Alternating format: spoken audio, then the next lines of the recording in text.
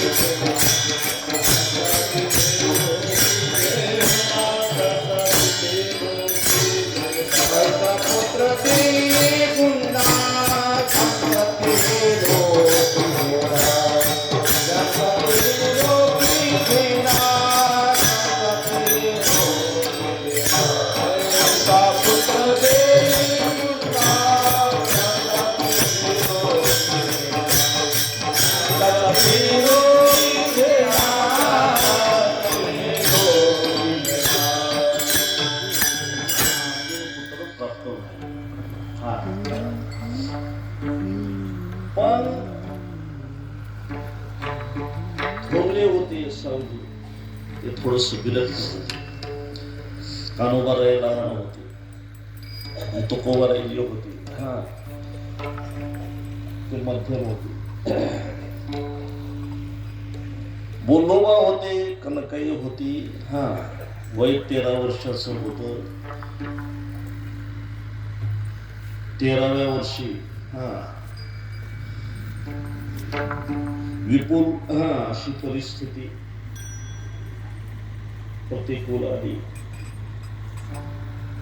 आणि त्याच्यामध्ये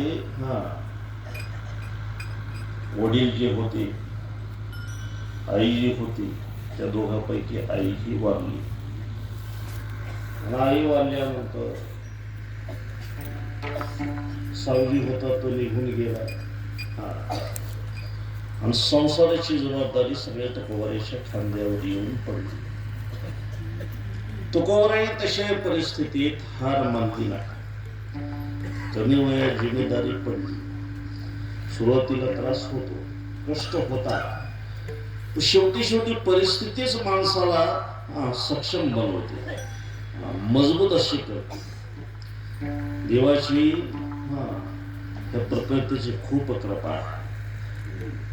जो ज्या क्षेत्रात कच्चा आहे आणि त्याच्या कोणी करून घ्यायचं असेल तशी परिस्थिती त्याला पाठवते, जेणेकरून तो मजबूत व्हावा,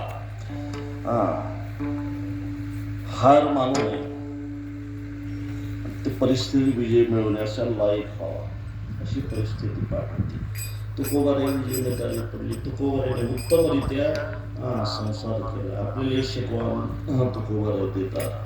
जुडियादान उत्तम व्यवहारी तुला विचारी मी सगळी उत्तमची गती तो एक पावे. जमा असेल, खर्च असेल, दुकान होतं, दुकान तुकोबारायांनी सांभाळलं. शेती होती, शेती सांभाळली. सावकार होते, सावकार की योग्यरित्या तुकोबारायांनी हाताळली. आई वडिलांना साजेसच तुकोबारायांनी आचरण ठेवलं. आई वडिलांना वाटतं लहानाचं मोठं व्हावं, शिकावं, आपलं जे भांडवल आहे, संपत्ती आहे, पारमार्थिक असेल, संसारिक असेल, त्याची वाटेकरी मुलांनी व्हावं. आई वडिलाच्या इच्छेप्रमाणे वागणारा एखादाच पुत्र जन्माला येतो.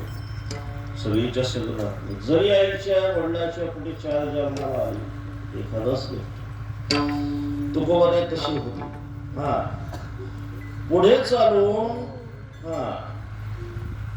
तुकोबाराय 14व्या वर्षामध्ये पदार्पण करत आहे.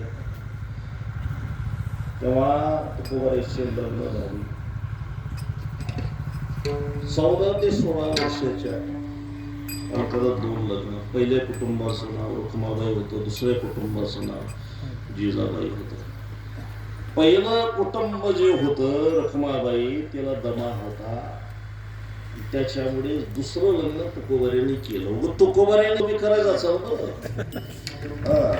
उलट होऊन की एकाला सांभाळता सांभाळता पुरी होऊन गेलं असेल तुम्हाला नाकी स्त्रिया सांभाळणं काही सोपं नाही बरं. हा, ते भादराचंच काम आहे ते. बाबा